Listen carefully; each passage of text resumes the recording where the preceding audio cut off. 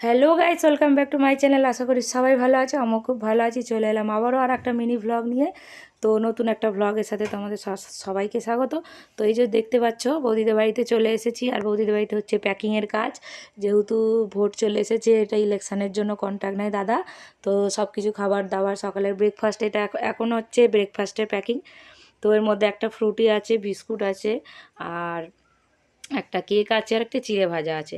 তো এই যে আমাদের প্যাকিং হয়ে গেছে। হয়ে যাওয়ার পর 2-4টে বিস্কুট বেঁচেছে, সেটাকে নিয়ে আমরা কাড়াকুড়ি করে খেতে আরম্ভ করে দিয়েছি।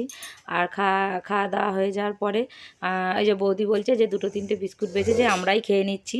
তো পরের দিন সকালে আবার শুরু হয়ে গেছে প্যাকিংয়ের কাজ। রান্না হয়েছে এই যে উচ্ছে আলু ভাজা, ভাত, পটল আলুর তরকারি, মাছের ঝাল আর ডাল, এইগুলোই প্যাকিং হচ্ছে।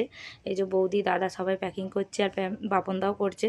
তো এরকম ছোট ছোট ব্লগ দেখতে লাইক কমেন্ট শেয়ার করো অ্যান্ড সাবস্ক্রাইব করো। তো আজকের মতন টাটা, বাই বাই গাইস।